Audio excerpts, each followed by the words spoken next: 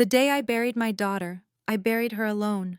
No parents, no sister, just me, my husband, and a casket so small it fit in my arms. My stepmom's words from 3 days earlier still echoed in my skull like a curse. Maybe it's a sign you shouldn't be a mother. My sister had laughed, actually laughed, through the speakerphone. My father said nothing. 8 seconds of silence. Then he hung up and never called back. 730 days later, my stepmom called me at 2 a.m., sobbing about her own miscarriage, begging for the grief counselor she once mocked. I let her cry. Then I repeated her exact words back to her, slowly, deliberately, before hanging up. I'm Neva Thompson, 32 years old, and this is the story of how I learned that sometimes the kindest thing you can do for yourself is to stop being kind to people who never deserved it. If you're watching this, please subscribe and let me know where you are watching from. To understand what happened that Thanksgiving, you need to understand my family, or rather, the family I was erased from. My mother died of ovarian cancer when I was 14. She fought for 3 years, and I held her hand through every chemotherapy session, every hospital visit, every night she couldn't sleep from the pain.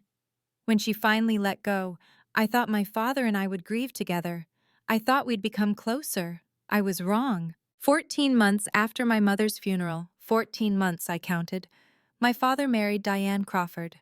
She was a former event planner he'd met at a business conference, all sharp smiles and designer handbags. She brought her 10-year-old daughter, Melissa, from her previous marriage, and within 6 months, they'd moved into our house in Cherry Creek, Denver. A 4,500 square foot home my mother had spent years decorating. The first thing Diane did was repaint my mother's kitchen, sage green to stark white. It feels fresher, she said. The second thing she did was rewrite the family Christmas card.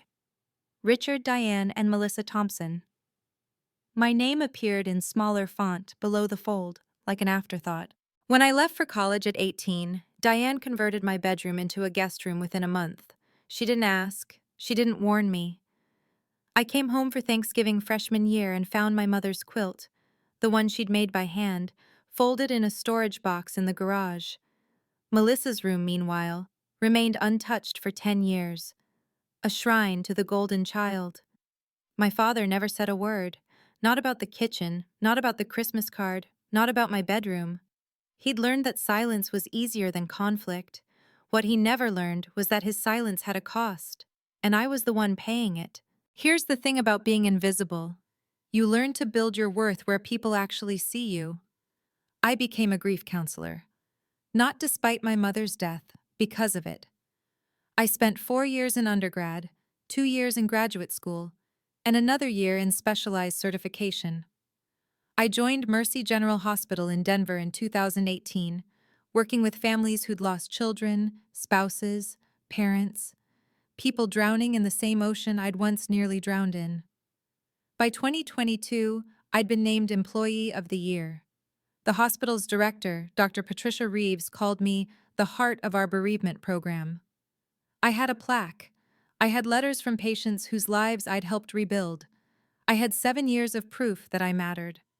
But at family dinners in Cherry Creek, none of that existed.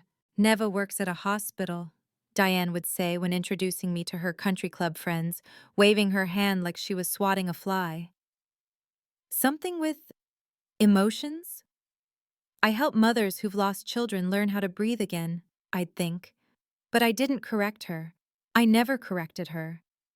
Meanwhile, Melissa, who'd dropped out of college to become a lifestyle influencer, was treated like royalty. When she hit 45,000 followers selling teeth-whitening kits on Instagram, Diane threw her a party. Catered. 70 guests. A cake shaped like the Instagram logo. When I received my certification in perinatal bereavement counseling, a 6-month program with a 92-hour practicum and a national board exam, no one asked what that meant. "That's nice, Neva," my father said when I mentioned it at dinner. Then he turned to Melissa. "How's the brand partnership going, sweetheart?" I smiled. I nodded. I swallowed the familiar taste of not enough. I didn't know yet that my silence was training them to expect more of it. Marcus Harper was the first person who ever asked about my work and actually listened to the answer. We met in 2019 at a support group for adults who'd lost parents. He'd lost his mother to COVID complications the year before, one of the early cases, before anyone understood what was coming. He was 31, a software engineer at a cybersecurity firm downtown, and he had the kind of quiet steadiness that made you feel safe just sitting next to him. "You help people who are grieving?" he asked after our third meeting, over coffee at a diner near the hospital. "Like, professionally?" "I do," I said, bracing for the dismissal. "That must be incredibly hard," he said. "Carrying other people's pain while carrying your own." He paused. "I think that's the bravest thing I've ever heard." No one had ever called my work brave before. Diane called it emotional. My father called it nice.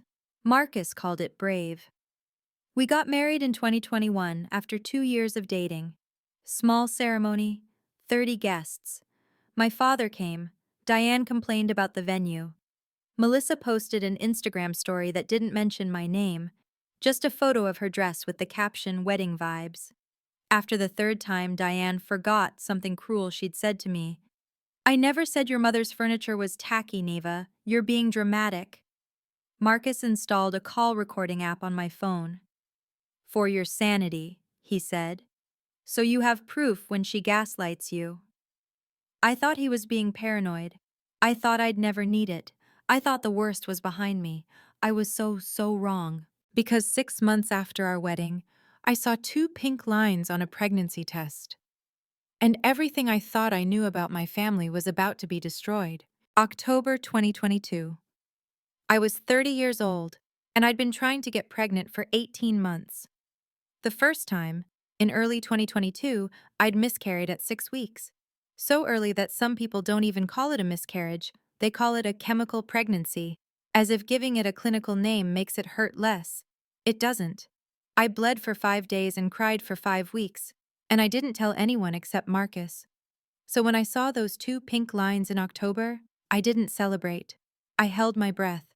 I counted days like a prisoner counting down to release. Every cramp made my heart stop. Every bathroom trip was a prayer. At 8 weeks, we heard the heartbeat. At 12 weeks, the genetic screening came back clear. At 14 weeks, the safe zone, my OBGYN called it, I finally exhaled. I called my father to share the news. Diane answered. "We're pregnant," I said, my voice shaking with joy I couldn't contain. 14 weeks. It's a girl." There was a pause. Then Diane's voice, flat as a boardroom table. "Finally, I was starting to think something was wrong with you. Not congratulations, not 'I'm so happy for you.' Finally." I should have hung up. I should have recognized that word for what it was, a warning shot. Instead, I laughed nervously and said, "Well, we're excited."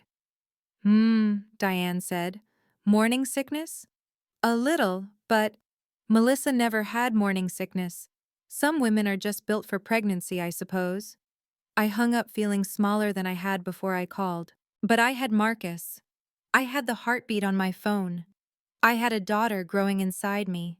A daughter I'd already named Grace. And for 16 more days I had hope. March 15th, 2023. The day the world ended. I was 20 weeks pregnant. Halfway there. Marcus and I had just finished painting the nursery a soft lavender. We'd assembled the crib, hung the mobile, folded tiny onesies into tiny drawers. That morning, I had a routine anatomy scan. The one where they check the organs, the spine, the chambers of the heart. The one where you usually get to see your baby wave at you on the screen. The ultrasound tech was quiet for too long.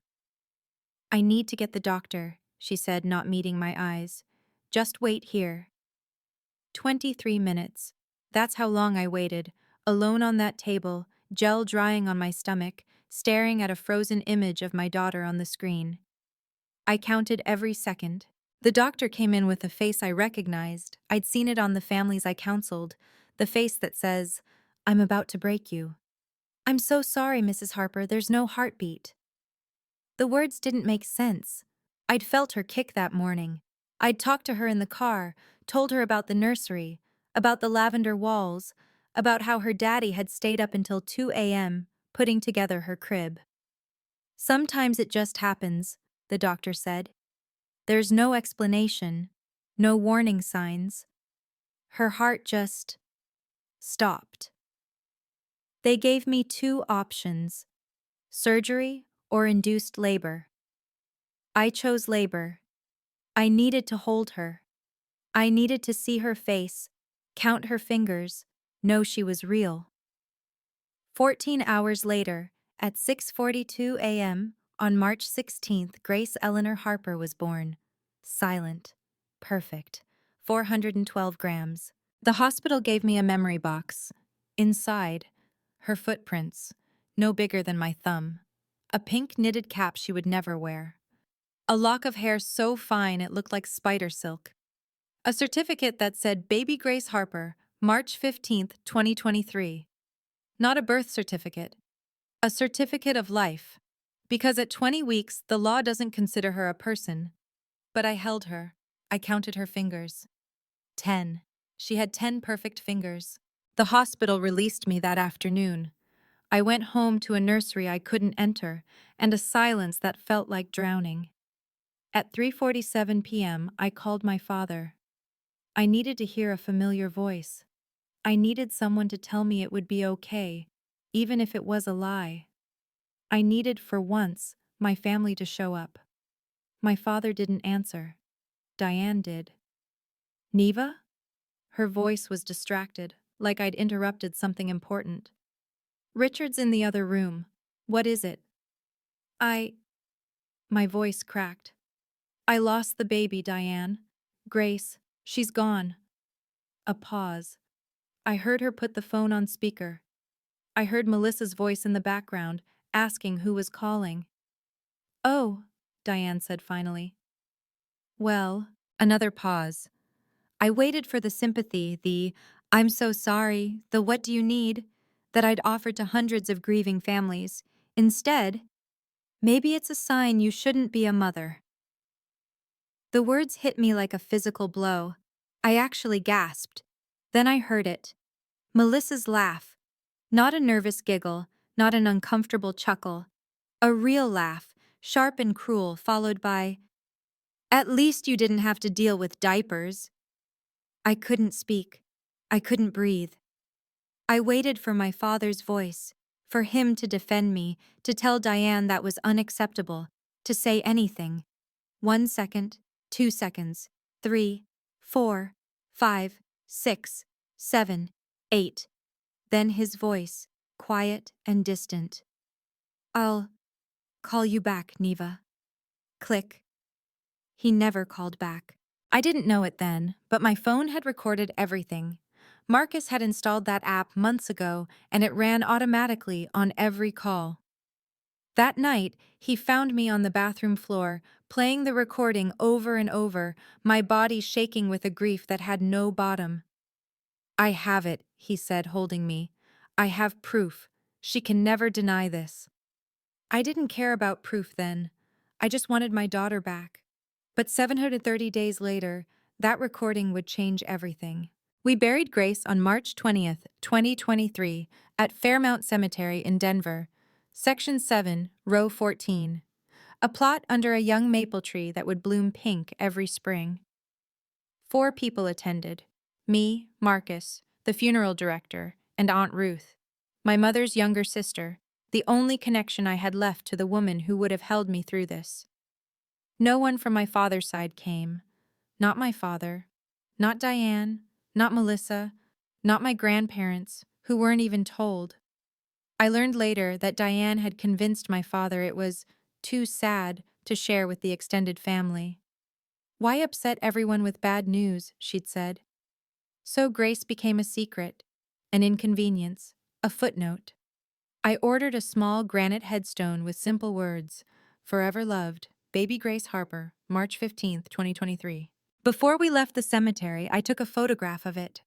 The gray stone against the green grass, the freshly turned earth, the single white rose Marcus had placed at its base.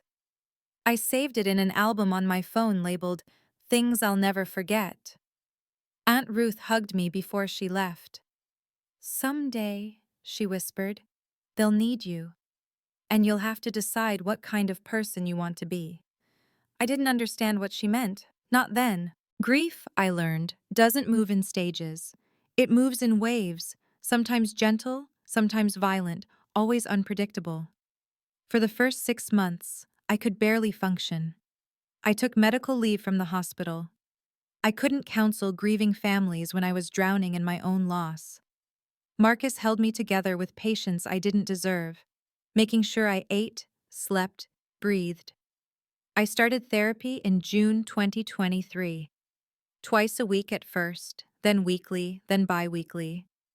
18 months of learning to name what had happened to me, not just losing Grace, but losing the family I thought I had. Boundaries aren't walls, my therapist, Dr. Ellen Monroe, told me. They're doors with locks. You get to choose who has the key. I started choosing. Thanksgiving 2023. I sent a gift basket instead of attending.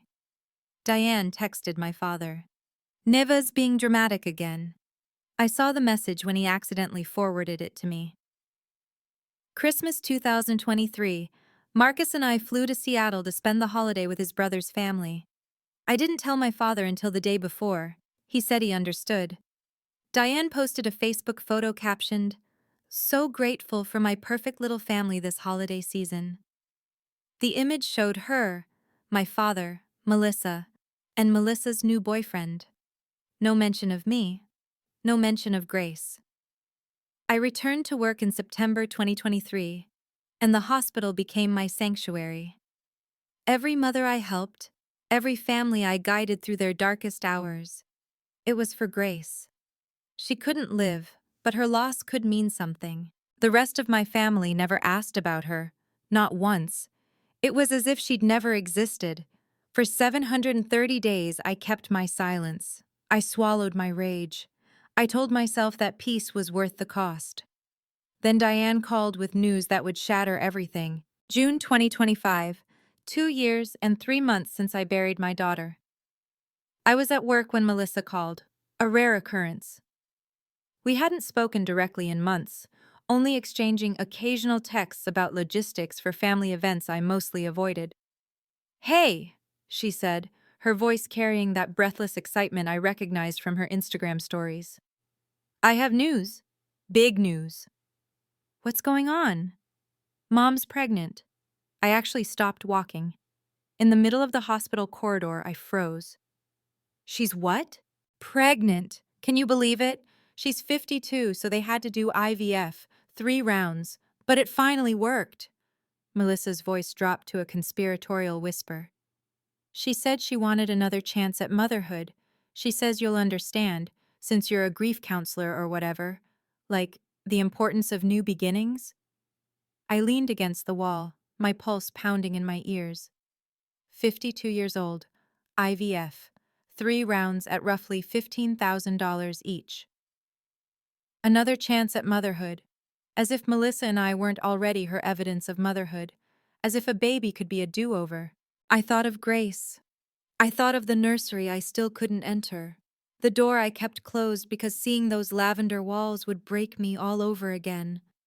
I thought of Diane's voice on that recording. "Maybe it's a sign you shouldn't be a mother." And now she was going to be a mother again. "Neva, you there?" "I'm here," I said, my voice steady despite the earthquake inside me. "I hope it goes well for her." I did not say, "I hope she gets what she deserves." But I thought it. And some small dark part of me, a part I'm not proud of, wondered if the universe was listening. November 3rd, 2025. 2:17 a.m. My phone rang in the darkness. Marcus stirred beside me as I fumbled for it, blinking at the screen. Diane. In 7 years, Diane had never called me past 9 p.m. She believed late calls were inconsiderate. My stomach tightened as I answered. "Neva?" Her voice was raw, shattered in a way I'd never heard before. "Neva, I need—" "Diane? What's wrong?" A sob. Then, I lost the baby. I was at 22 weeks and there was bleeding and another sob. I need someone who understands. Richard's at a conference in Phoenix. I'm alone. I can't, I can't breathe. The words hit me like deja vu from hell. 22 weeks. Bleeding. Alone. Can't breathe.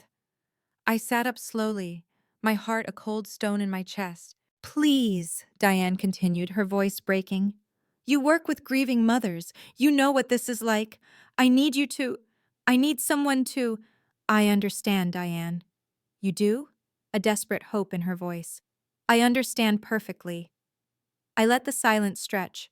1 second, 2 seconds, 3, 4, 5, 6, 7, 8. The same 8 seconds my father had given me. Can you come? Diane whispered. Please, I'm all alone. Let me tell you something, Diane. Something I learned from you. What? What did you teach? Maybe it's a sign you shouldn't be a mother. Silence. Complete, absolute silence. Neva, that's not. I didn't. You did.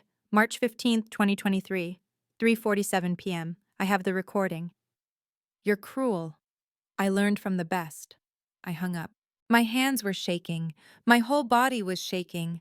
Marcus was awake now, sitting up, his hand on my back. What happened? Diane miscarried, I said, my voice hollow. She called me for support. And? I gave her exactly what she gave me. Marcus didn't say anything. He just pulled me close and held me while I stared at the ceiling, waiting for guilt that never came. 7 hours later, my phone rang again. This time, it was my father. How could you? His voice was a roar I'd never heard before. Not when my mother died. Not when I told him I was moving out. Not ever. How could you say that to her? She just lost a baby, Neva. She's devastated. I was standing in my kitchen, coffee growing cold in my hands. So was I, Dad. 2 years ago. Where were you? That was different. How? I asked quietly. How was it different? Silence. Diane is in the bedroom crying, he continued, but his voice had lost some of its fire. She won't eat. She can't stop shaking. You broke her. She broke me first. You watched. You said nothing. I was trying to keep the peace. You kept the peace, Dad. You just chose which peace to keep. It wasn't mine. Another silence. I could hear him breathing, hear the cracks forming in his defenses. I don't know what you want me to say, he finally managed. I don't want you to say anything. I want you to remember. I ended the call and opened my photos, found the image of Grace's headstone, the gray granite, the white rose, the words carved forever into stone. I sent it to him with 5 words. You taught me this. For 48 hours, my phone stayed silent, but I knew the storm was just beginning. Thanksgiving was 3 weeks away, and Diane had already sent the invitations. I know some of you watching this are thinking, that was cold. Maybe it was, but I spent 2 years being warm, warm and ignored, warm and forgotten, warm and alone at my daughter's grave.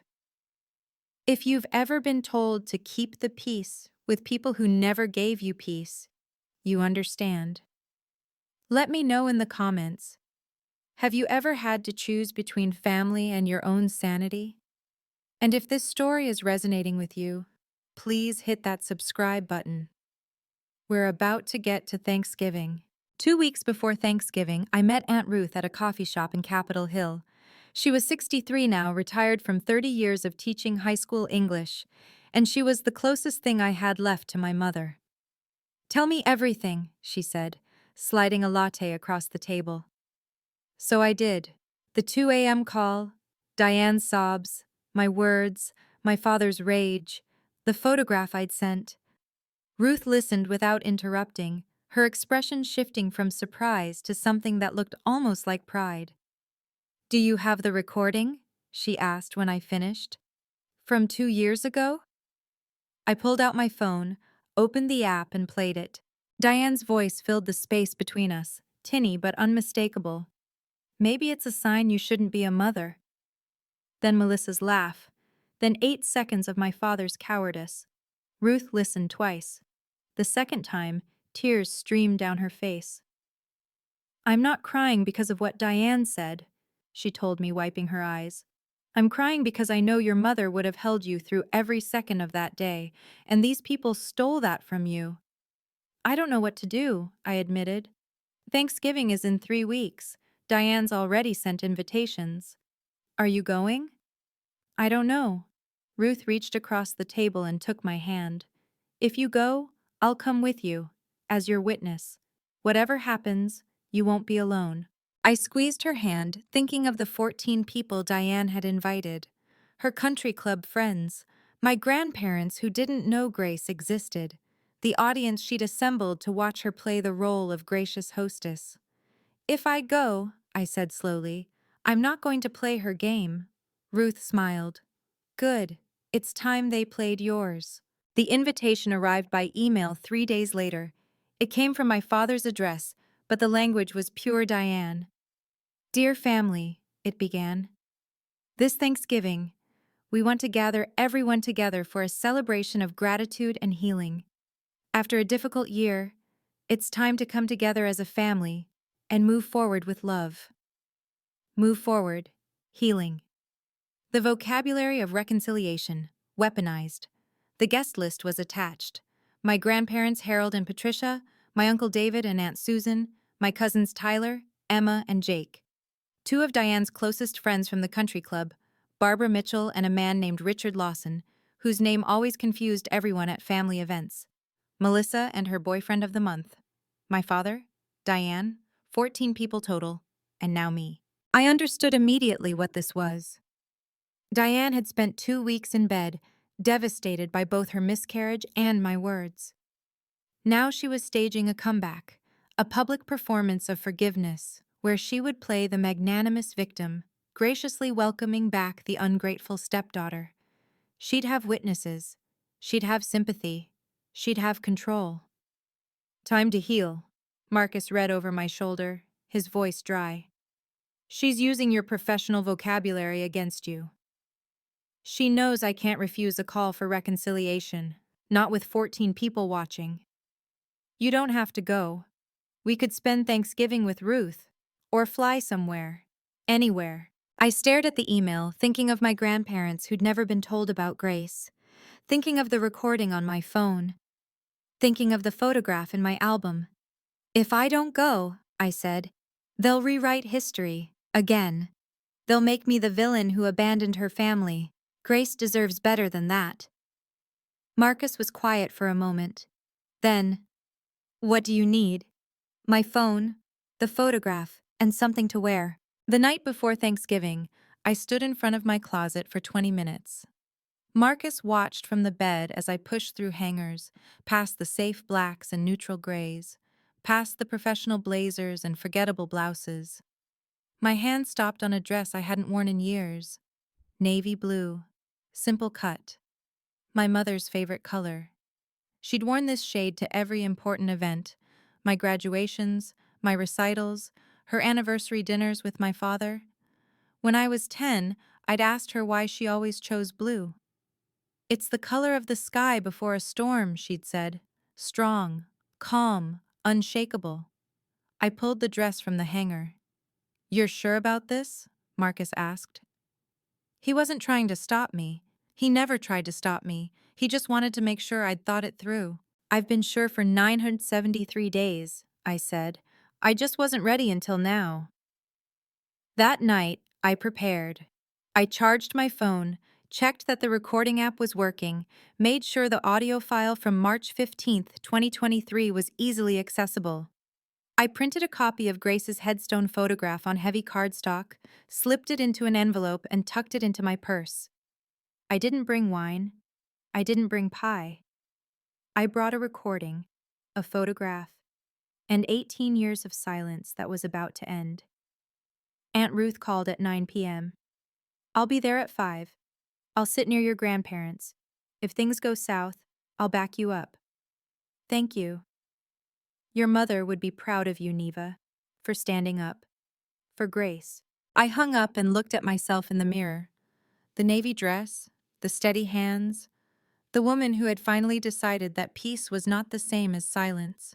Tomorrow I would stop being invisible. November 28th, 2025. 5:45 p.m. The house in Cherry Creek blazed with light. Diane had hung Christmas decorations early, white lights dripping from the eaves, a wreath on the door that probably cost more than my first car. Through the windows, I could see people moving, champagne glasses glinting, the orchestrated perfection of Diane's annual performance. Marcus squeezed my hand as we walked up the driveway. "You okay?"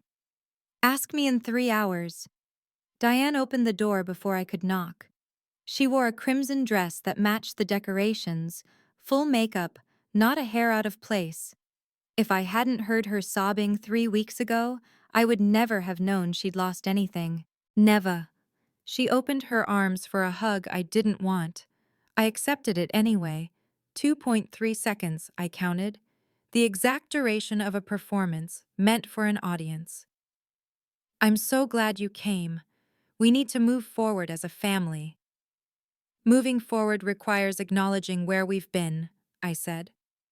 Something flickered in her eyes. A warning. A test.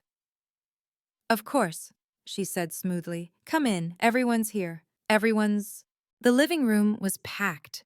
My grandparents, Harold and Patricia, sat on the main sofa, looking older than I remembered.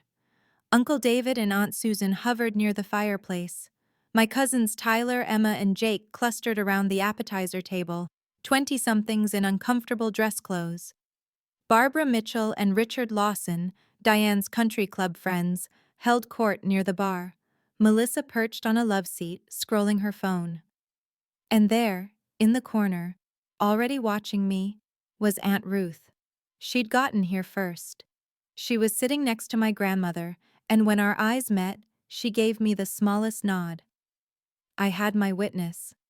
Now I just needed the moment. Dinner was a theater of false warmth. We gathered around the massive dining table, 14 place settings, crystal glasses, a turkey that could have fed twice as many. Diane sat at the head, my father at the opposite end. I was positioned in the middle, flanked by Marcus and an empty chair that would remain empty all night. The first hour was small talk. "How's work? How's the weather? Did you see the game last weekend?" I smiled, nodded, answered questions without really hearing them. I was waiting. Then Diane cleared her throat and raised her glass.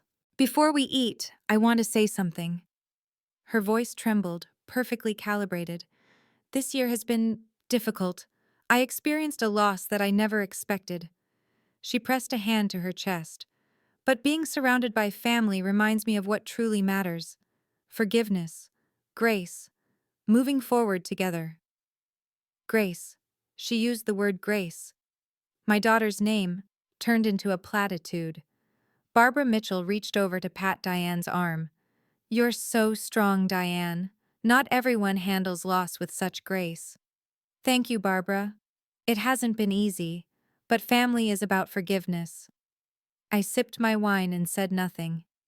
Across the table, Ruth caught my eye. "Wait," her expression said. "Not yet." The conversation drifted to safer topics. Melissa's Instagram, Tyler's new job, the price of real estate in Cherry Creek. I let it wash over me, my hand resting on my purse, feeling the weight of the envelope inside. Then my grandfather Harold turned to me. "Neva, you work with grieving families, right? At the hospital?" The table quieted.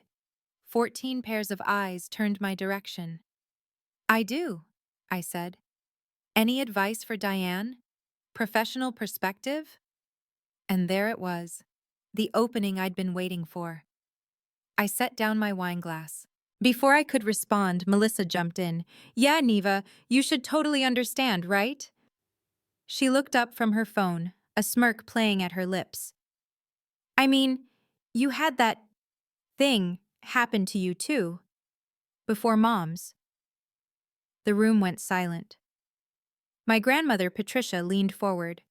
"What thing? What happened?" Diane's face paled. "Melissa, honey. Not now." "Oh." Neva had a miscarriage a couple years ago. Melissa waved her hand dismissively. Like before Mom's, obviously. It was super sad or whatever.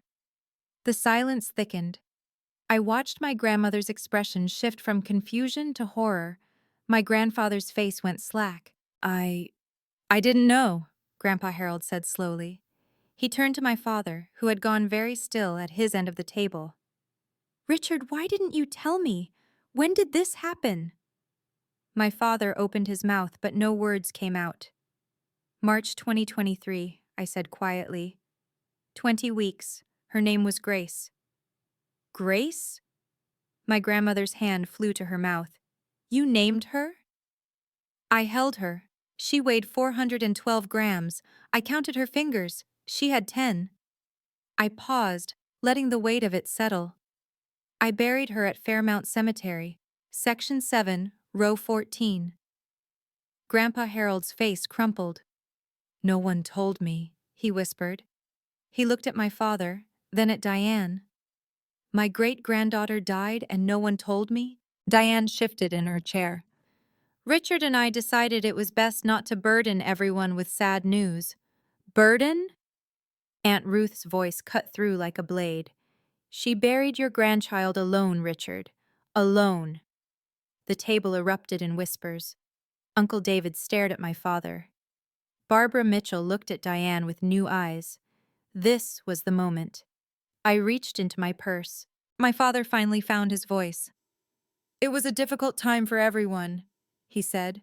His words rushed, placating. We didn't want to upset the family during the holidays. We thought it was best to let Neva grieve privately. Privately, I repeated. You made it private. You chose not to tell anyone. Neva, please. Diane's voice had lost its honeyed warmth. This isn't the time or place. No, Diane. I stood up, my chair scraping against the hardwood floor. This is exactly the time and place. You chose this stage. You invited these people. You wanted an audience for your forgiveness performance. I looked around the table, at my grandparents' stricken faces, at my uncle's confusion, at Barbara Mitchell's dawning discomfort. So let me tell you all what happened on March 15th, 2023. Neva, sit down. My father's voice cracked with desperation. I lost my daughter at 20 weeks, I continued, ignoring him. I called this house, called my father, to tell him, to ask for support, for someone to hold me. Do you know what I got instead? Diane's hands were shaking. That's not… I didn't… You're twisting things. Am I? I pulled out my phone. Let me refresh everyone's memory. What are you doing? Diane's voice rose to a pitch I'd never heard. What is that? This, I said, is a recording of our phone call that day, the one where I told you I lost my baby. I looked directly at her. Colorado is a one-party consent state, Diane. That means I only needed my own permission to record. The table had gone completely silent. 14 people held their breath. My thumb hovered over the play button. Don't, Diane whispered. Neva, please. I pressed play. My own voice came first, small and broken. I lost the baby, Diane. Grace. She's gone. A pause. Then Diane's voice, clear as a church bell. Oh, well, maybe it's a sign you shouldn't be a mother. Someone gasped. I think it was my grandmother. Then came Melissa's laugh, sharp, cruel, unmistakable, followed by her voice. At least you didn't have to deal with diapers. Another pause. 8 seconds of silence that felt like an eternity. Then my father. I'll call you back, Neva. Click. I stopped the recording. The silence in the dining room was absolute. Barbara Mitchell was the first to speak. She stood up slowly, staring at Diane like she'd never seen her before. Diane, is that you? Did you actually say that? Diane's face had gone white. Her mouth opened and closed, but no sound came out. That's out of context, she finally managed, her voice a desperate rasp. I was in shock. I didn't know what to say. Out of context? My grandmother Patricia's voice shook with barely contained fury. What context makes that acceptable, Diane? In what context do you tell a mother who just lost her child that she shouldn't be a mother? I've known you 15 years, Aunt Susan said quietly. I had no idea you were capable of something like this. Melissa sat frozen, her phone forgotten. Mom, is it true? You really said that to her? Diane didn't answer. She couldn't. And you? Grandpa Harold turned to my father, his voice cracking. I heard your voice on that recording, Richard. You said nothing. 8 seconds, and you said nothing. Then you hung up on your own daughter. My father's face crumpled. Tears spilled down his cheeks. Real tears. The kind I'd only seen twice before in my life. I didn't know what to say, he whispered. I was trying to keep the peace. The peace? Ruth stood up beside my grandparents. Whose peace, Richard? Because it certainly wasn't your daughter's. Diane rose from her chair, her hands pressed flat against the table for support. Her carefully constructed composure was crumbling in real time. You don't understand, she said, her voice climbing higher. I was overwhelmed. Richard and I had just found out about Melissa's engagement. She gestured wildly toward Melissa, who looked confused. There was so much going on. I wasn't thinking clearly. Melissa's engagement? Uncle David frowned. Melissa's not engaged. I meant her boyfriend, the Instagram thing. Diane was spiraling. The point is, I was distracted. I said something thoughtless. It happens. People say things they don't mean when they're caught off guard. Thoughtless? I kept my voice level. You told me my daughter's death was a sign I shouldn't be a mother. Then your daughter laughed. Then my father hung up and never called back. I paused. For 973 days, I waited for an apology. A phone call. Anything. Instead, you pretended Grace never existed. You convinced my father not to tell his own parents their great-granddaughter had died. I didn't convince him to— She didn't know, my father cut in weakly. She didn't know I never told them. We all turned to look at him. You're telling me, Grandpa Harold said slowly, that you chose not to tell us, on your own, that your wife had nothing to do with it.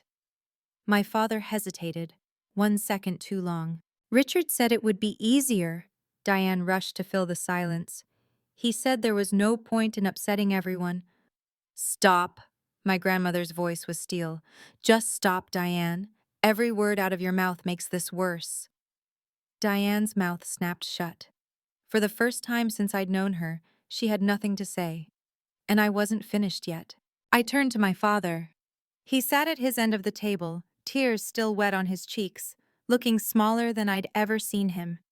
This was the man who'd taught me to ride a bike, who'd read me bedtime stories, who'd held my mother's hand as she died. This was also the man who'd listened to his wife tell his daughter she shouldn't be a mother, and said nothing. Dad, I said quietly, I need you to answer one question. He looked up at me with red-rimmed eyes. What? Did you even try to call me back? After that day? The silence stretched between us. I meant to, he finally said. I picked up the phone a dozen times, but I didn't know what to say. And then days passed, and it felt too late, and I thought maybe you needed space. I didn't need space, I said. I needed my father. I needed you to show up at the hospital.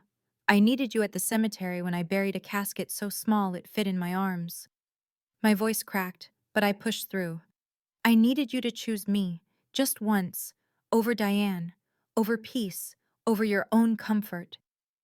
I'm sorry, he started. I don't need your apology, Dad. Not anymore. I reached into my purse and pulled out the envelope. I needed it 2 years ago. I needed it when I was standing alone in a cemetery with my dead daughter. You weren't there. I opened the envelope and slid the photograph onto the table. Grace's headstone, gray granite, white rose, simple words carved in stone. Forever loved, Baby Grace Harper, March 15, 2023. This is your granddaughter, I said.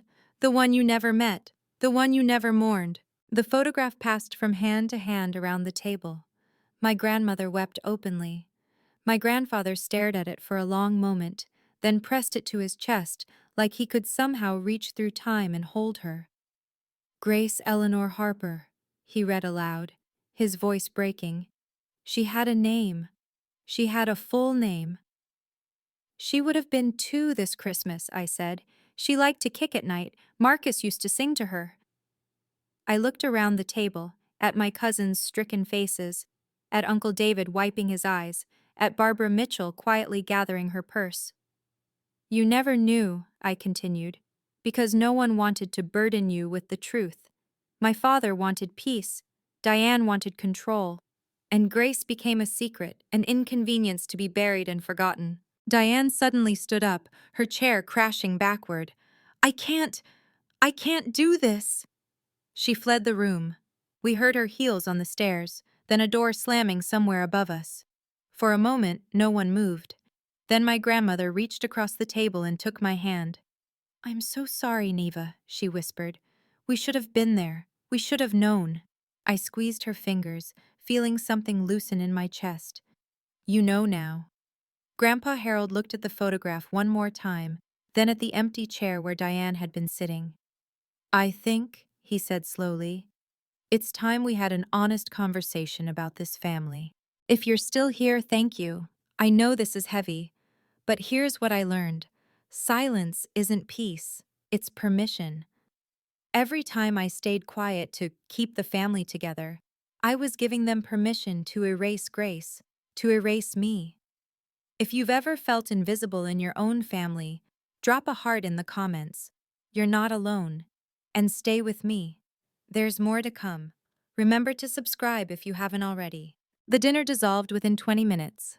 Barbara Mitchell left first, murmuring something about needing fresh air while avoiding Diane's empty chair like it was contaminated. Richard Lawson followed without a word, his face a mask of discomfort. They didn't say goodbye to my father. They didn't say goodbye to anyone. My grandparents made their way to me, moving slowly, like survivors of something they hadn't expected to survive. We want you to know, Grandma Patricia said, gripping my hands, that we would have been there, at the cemetery, at the hospital, if we had known. I know, Grandma. Your mother would be so proud of you, she continued, tears streaming, for standing up, for Grace. Grandpa Harold wrapped his arms around both of us. Christmas this year, he said firmly. You'll come to us. Or we'll come to you. I don't care where. But we're going to do it right. Aunt Susan pulled me aside near the fireplace. I always knew something was off with Diane, she confessed. The way she talked about you when you weren't around. Little digs, backhanded compliments. I should have said something. You didn't know the half of it. I know now. She glanced toward the stairs where Diane had disappeared. David hasn't spoken to your father in the last hour. I don't know if he will for a while. Melissa sat alone on the love seat, her phone abandoned beside her. She wasn't scrolling, she wasn't performing for Instagram. She was just sitting there, staring at the photograph of Grace's headstone like she was seeing something for the first time. When I walked past her toward the door, she looked up. Neva, she said softly. I didn't know. I swear I didn't know it was that bad. I didn't respond. Not yet. My father caught me in the garage. I'd gone to get Marcus's jacket from the car, and when I turned around, he was standing there, smaller than I remembered, shoulders hunched, hands shoved in his pockets like a child waiting to be scolded. Neva. His voice was hoarse. Please, can we talk? I leaned against Marcus's car and crossed my arms. Talk. I know I failed you. He took a shaky breath. I know I should have been there. At the hospital. At the cemetery. On the phone that day. I know I should have stood up to Diane. Should have called you back. Should have... His voice broke. I should have been your father. Yes, I said simply. You should have. Tell me how to fix this. Please. I'll do anything. I looked at him for a long moment. At the man who had loved my mother, who had remarried too quickly, who had spent 18 years choosing peace over his own daughter. You can't fix 973 days of silence, Dad. That time is gone. Grace is gone. I paused.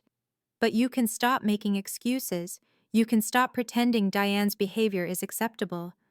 You can acknowledge that you chose her comfort over my grief. I love you, he said desperately. You know I love you. I know you love me. I just don't know if you'll ever choose me. He wiped his face with the back of his hand. What do you want me to do? Tell me specifically. I thought about it. About Grace in her quiet grave. About the headstone under the maple tree. Visit her grave, I said finally. Alone, without telling Diane. See if you can find my daughter's name without GPS. Bring her flowers, talk to her. I met his eyes. Then call me, and maybe we can start somewhere. He nodded, tears streaming down his face. Section 7, row 14, I said. Fairmount Cemetery. She's under a maple tree. Then I walked past him, out of the garage, and didn't look back. Marcus and Aunt Ruth were waiting by the car.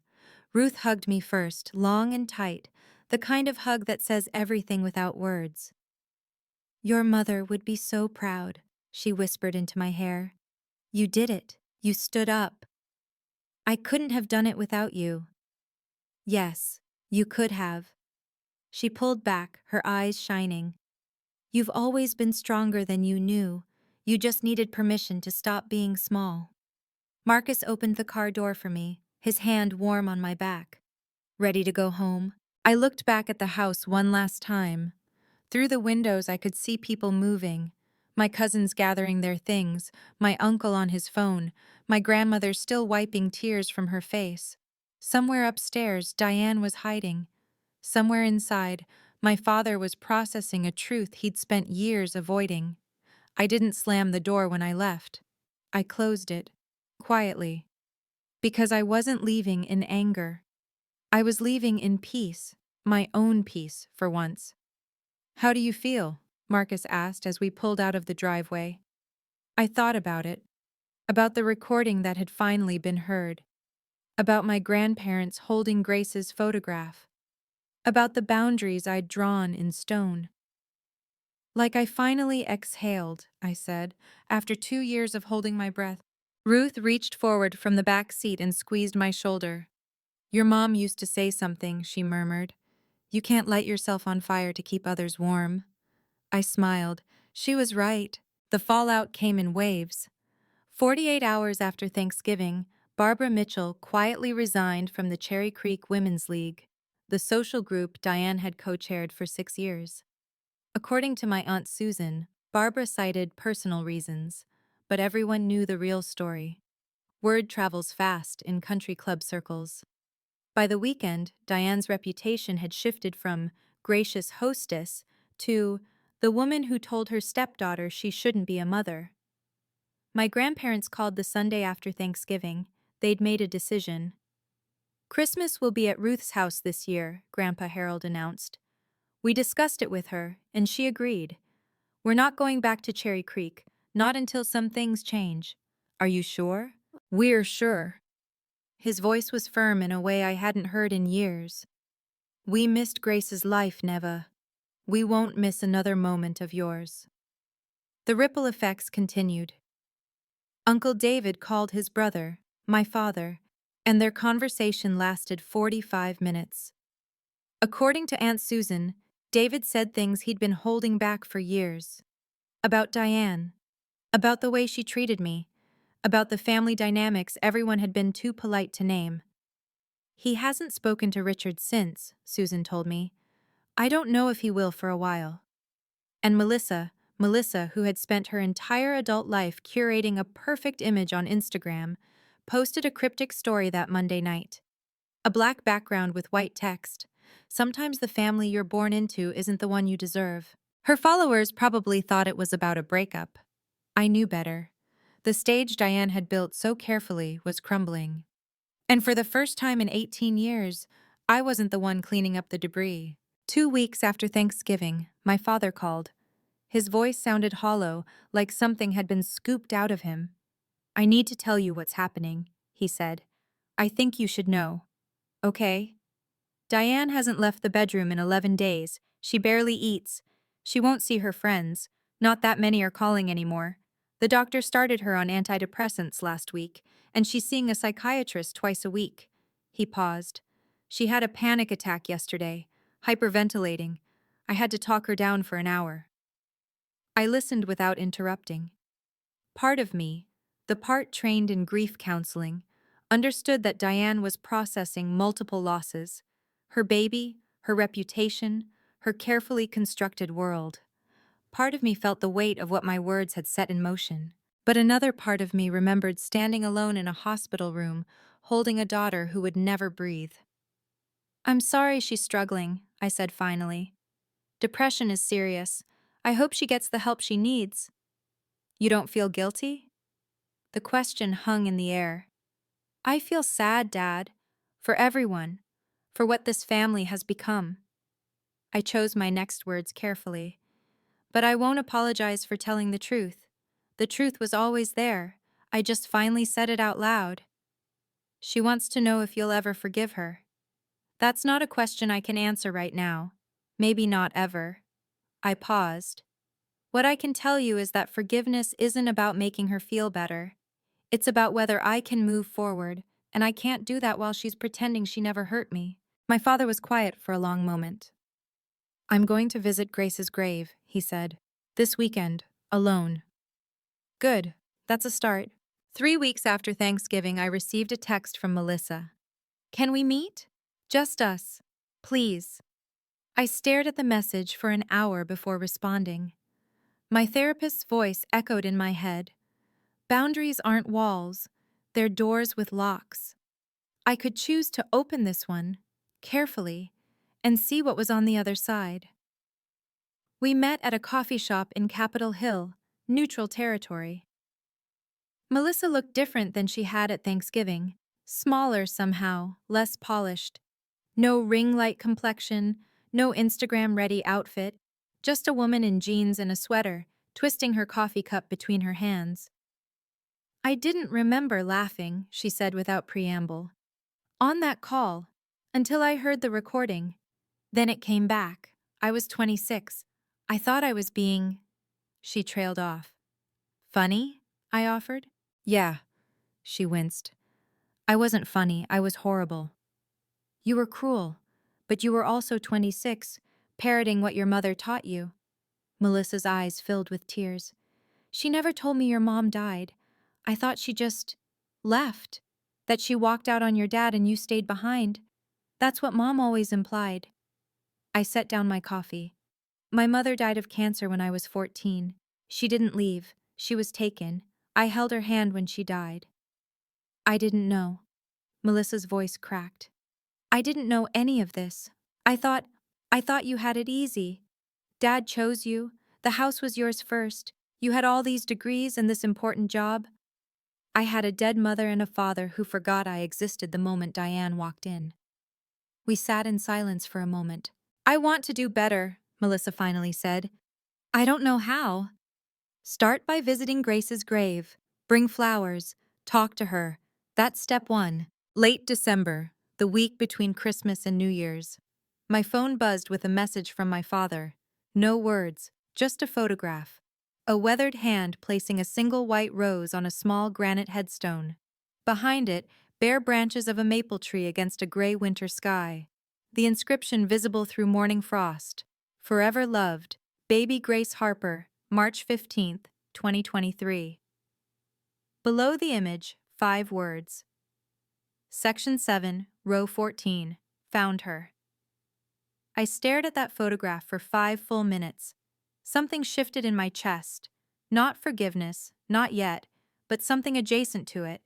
Acknowledgement, maybe. The recognition that change, however small, was possible. I didn't respond immediately. I needed time to process, to separate the father who had failed me from the father who was finally trying. 24 hours later, I typed my reply. Thank you, Dad. That's a start. He called that night. I let it ring twice before answering. I talked to her, he said, his voice thick.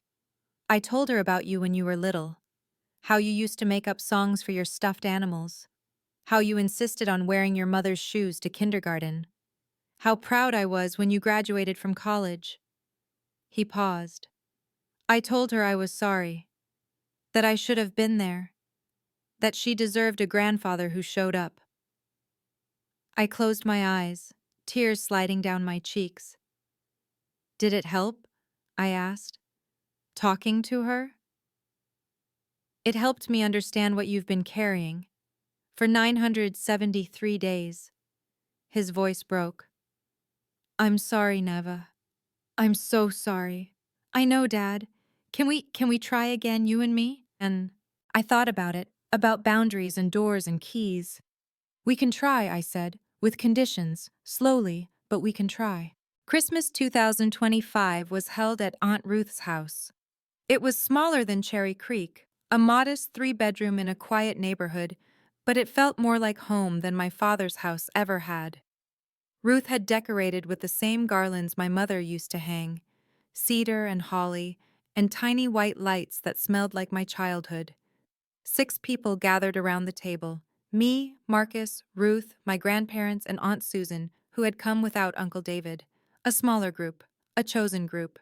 But this year, there was one addition that made all the difference. In the center of the table, between the candles and the cranberries, sat a small framed photograph of Grace.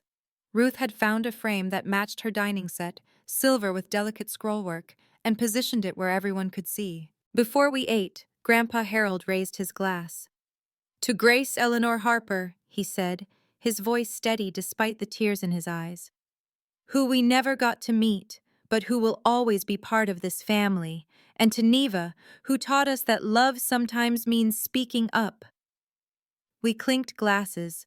I couldn't speak past the lump in my throat. Grandma Patricia squeezed my hand under the table. She's here, she whispered. I can feel it. I looked around at the faces of the people who had shown up, really shown up, and felt something I hadn't felt in years. Not peace through silence, peace through truth. January 2026. My phone buzzed with a photo from Melissa. Purple irises, Grace's birth month flower, arranged in a small glass vase, resting against the familiar gray granite of the headstone. I went this morning, her message read. I told her I'm sorry. I know she can't hear me, but I heard myself. I looked at the photograph for a long time. The flowers were slightly crooked, arranged by someone who didn't know what they were doing but was trying anyway. It was the most genuine thing Melissa had ever done. I typed back, "Thank you. That means something." After that, we started texting. Once a week at first. Nothing deep, nothing about Diane or our father or the wreckage of Thanksgiving. We talked about books she was reading, shows I was watching, a pottery class she'd signed up for after her Instagram engagement dropped. Normal things. Safe things.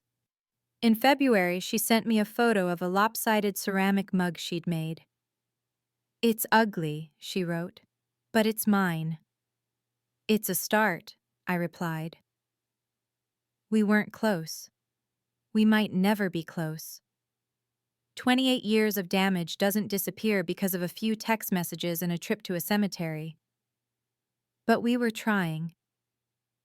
2 strangers who happened to share a father, learning to see each other without the lens of competition and resentment that Diane had installed between us. It wasn't forgiveness. It was a door left unlocked, with conditions, and for now, that was enough. My relationship with my father became a bridge under construction. We met once a month, never at Cherry Creek, never anywhere Diane might appear. Coffee shops, park benches, neutral territory where we could talk without the weight of 18 years pressing down on us. I set conditions. No discussing Diane, no asking me to forgive her, no pretending the past didn't happen. He agreed to all of them without argument. I'm in therapy now, he told me in March, over coffee at a diner near my apartment. Twice a week, individual, not couples. He stirred his cup without drinking. I'm trying to understand why I spent so many years choosing the path of least resistance. And I think I was afraid. After your mother died, I was so terrified of being alone that I grabbed onto the first person who seemed stable. I didn't realize. He stopped, gathered himself. I didn't realize I was trading one family for another. I told myself I could have both. I couldn't. I can't. I didn't know what to say to that, so I said nothing. On March 15th, 2026, Grace's third birthday, if she had lived, my father showed up at Fairmount Cemetery at 9 a.m. He didn't tell me he was coming. I found him there when I arrived, standing in front of her headstone with a small bouquet of pink roses. We didn't speak.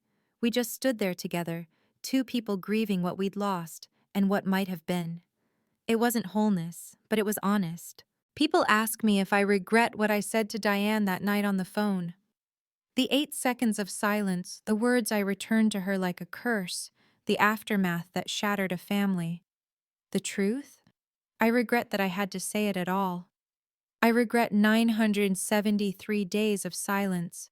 I regret standing alone at my daughter's grave while my father chose peace over presence. I regret every time I smiled through Diane's insults, every dinner where I swallowed my worth, every holiday where I made myself small to keep others comfortable. But I don't regret finally speaking, because silence wasn't peace. Silence was erasure, and Grace deserved to be remembered. I still work at Mercy General. I still sit with mothers who have lost children, holding their hands through the darkest moments of their lives. Every family I help, every tear I witness, every moment of healing I guide, it's for Grace. She couldn't live, but her loss gave me a voice I never knew I had. The lesson I learned isn't complicated. Kindness without boundaries is self-destruction. Forgiveness doesn't mean forgetting. And family isn't about blood, it's about who shows up. I didn't become cruel, I became honest. There's a difference. And if you're watching this, carrying your own 973 days of silence, here's what I want you to know. You're allowed to speak. You're allowed to take up space. You're allowed to stop lighting yourself on fire to keep others warm. Your story matters. Your grief matters. You matter. Thank you for listening. Thank you for staying with me through this story. I know it wasn't easy, but then again, neither was living it. If you've ever had to choose between keeping the peace and keeping yourself whole, I hope this story reminded you, you're worth more than quiet. You're worth being heard. Please leave a comment. I read every single one. Hit subscribe if you want more stories about boundaries, healing, and what happens when karma finally catches up. And check out the video in the description for another story about family, truth, and the price of silence. Until next time, take care of yourself, because no one else will do it for you.